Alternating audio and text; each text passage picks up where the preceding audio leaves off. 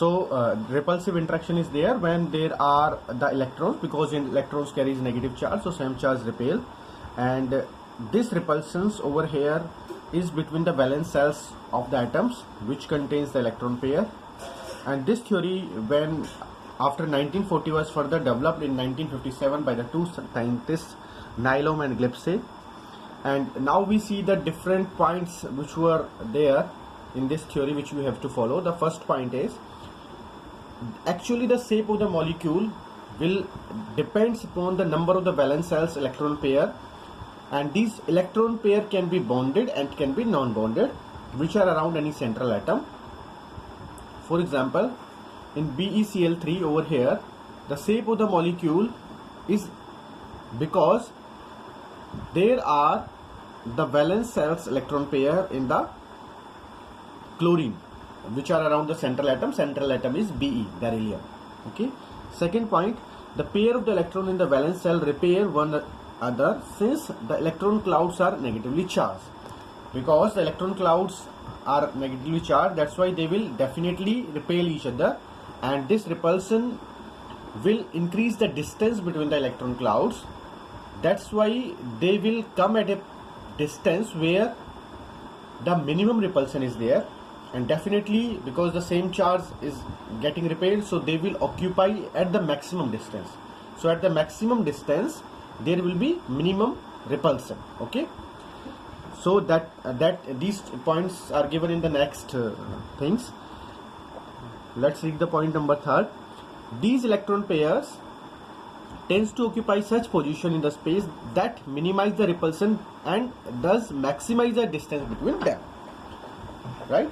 So these electron pair will occupy such position in the space. In the space means three-dimensional position, that will minimize the repulsions and maximize the distance between them. Fourth, the valence shell is taken as the sphere with the electron pair localizing on the spherical surface at the maximum distance from each other. We actually consider valence shell as a sphere of electrons, or these spheres are actually clouds of electron pair, and these spheres localize themselves as a maximum distance so that there will be minimum repulsion. Now if multiple bond is there, like carbon double bond carbon, carbon triple bond carbon, alkene alkyne, if multiple bond is there, then we have to treat that bond as a single electron pair, and the 2 and 3 electron pairs of the multiple bonds are treated as the single super pair. Okay, so wherever the double bond or triple bond will be there, then we will treat them as a super electron pair. Next, where 2 or more resonance structures can represent the molecule, the Vesper theory model is applicable to such structures. Like we saw the resonance, and definitely we will study that in the next lecture. Resonance is a phenomena where the electrons which are present in the molecules, especially the pi electrons, they are delocalized. They do not set themselves at a fixed position. They keep on moving around the molecule. For example, in benzene, for example, in ozone, O3. So, and the resonating structures we call canonical structure, and that forms a final hybrid structure. So this theory is also applicable to the canonical structures and various resonance structures. Now if we try to see the repulsive interaction in an order where we will find the lone pair repulsion will be the maximum, because they are not yet stabilized, they are not yet bounded with anybody or any next electron to the any other atom. So lone pair repulsion will be the maximum. Then the minimum will be the bond pair repulsion, because that is mostly bounded forms. Electrons are here in the sharing, they are in bonded form, and in intermediate will be the lone pair repulsion. Okay, now if we talk about the scientists who develop and redefine this theory, Nyholm and Gillespie, they give various explanations, and like this, the important explanation is the difference between the lone pair and the bond pair of the electrons. While the lone pair are localized on the central atom, each bond pair is shared between the two atoms. As a result, the lone pair electrons in the molecules occupy more space as compared to the bonding pair of the electrons. Definitely, because lone pair they have maximum repulsion, they will share a space which is maximum, because they will occupy a distance which is maximum, because they are having maximum repulsion. So if in order to decrease the repulsion, decrease the instability of the molecule, they will come up at the maximum distance. Second, then while the lone pair are localized in the central atom, each bond pair is shared between two atoms. As a result, the lone pair molecule will occupy the more space as compared to the bonding pair of the electron. The same point we discussed. This results in the greater repulsion between lone pair of the electrons as compared to the lone pair bond pair and the bond pair repulsions. Like, okay, this is just explanations whatever we have discussed, the order or the strength or increasing strength.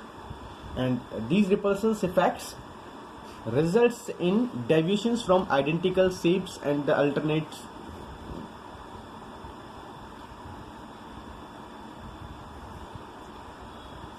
this results affect the deviations from identical shapes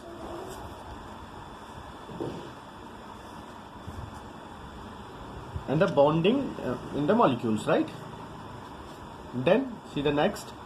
For the predictions of the geometrical shapes of the molecule with the help of the VSPR theory, this is convenient to divide the molecules into mainly two categories. First category, the molecules in which the central atom has no lone pair, no LP is present. Second, the molecule in which the central atom has one or more lone pair.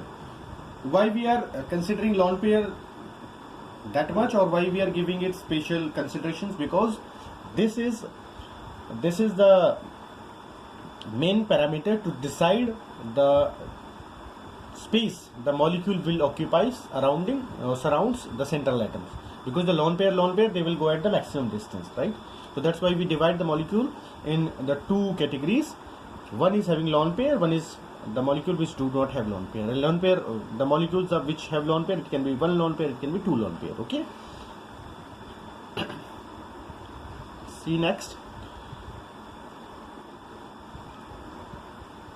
If we talk about the depictions of the shapes of the molecules, or for example, if we see the compound as given in figure 4.6, AB2, AB3, AB4. So AB2 is BeCl2, AB2 is BeCl2, AB3 is BF3, AB4 is very similar or very famous molecule methane, and then AB5 is PCl5.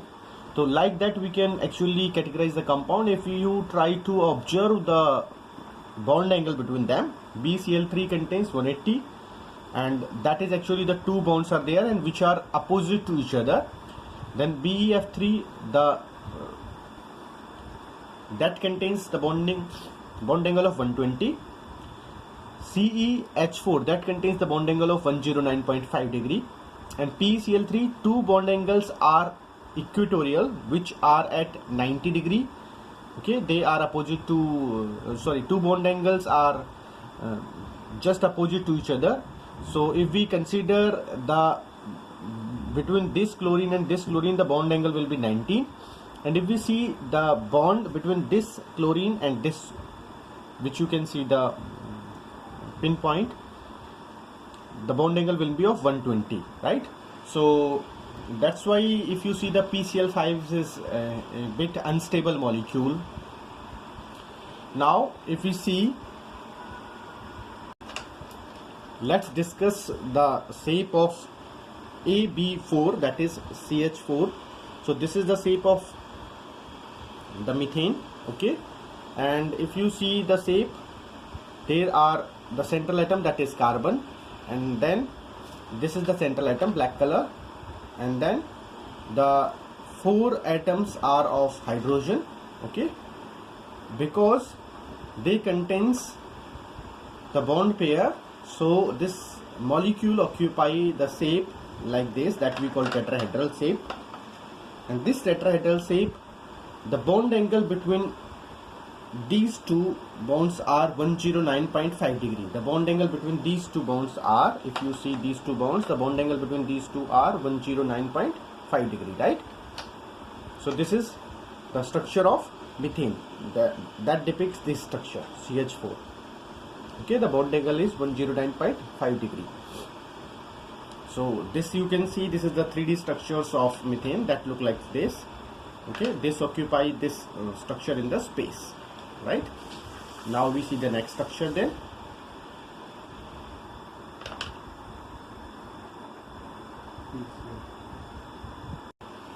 So to understand the PCl5, we can consider this structure. This is not the perfect, but yes, to understand or to give an idea about the structure in 3 dimensions, you can consider this. And over here what you see is the 2 bonds, this one and this one, this bond and this, they are at 90 degree. This should be like this. So they are at 90 degree. Okay, then the rest bonds are at 120. Now what happens, there is a famous question in inorganic chemistry. When this PCl5 is allowed to heat, that time it decomposes, because the bond structures which are present in PCl5 are of 2 types. One is at 90 degree, one is at 120 degree. So when it decomposes, that time it produces a molecule that is PCl3, and PCl3 is quite stable compared to PCl5. That is one question which we will study in future also. So with these help of 3D models, you can get an idea how the structures of these atoms look like and which theory is able to explain the structure, that is VSPR theory. Okay, now we see the next point in VSPR theory. We have seen the various shapes: linear, trigonal, planar, tetrahedral, trigonal, bipyramidal, octahedral. Because this is linear, then this is trigonal, this is actually tetrahedral, and then with the help of the bond pair and the lone pair, the atoms surrounding the central atom in a molecule, they occupy the various shapes that we will see, and such arrangement can be seen in the molecules like BF3, CH4, PCl5, and which are depicted below by the blow and the ball and the stick models. The models which we just recently saw, these models are also ball and stick model only. So VSPR theory is able to explain the geometry of large number of molecules, especially the compounds of p block elements, very accurately, and it is quite successful in determining the geometry quite accurately, even when the energy difference between possible structures of is very small. The theoretical basis of VSPR theory regarding the effects of the electron pair repulsion on the molecular shape is not clear, and is continue to subject of the doubt and the discussions. Yes, if you want to see the theory behind this, why this repulsion is taking place and why this molecule is occupying that state, still like discussions and workings going on this part, right? Now we see the next page.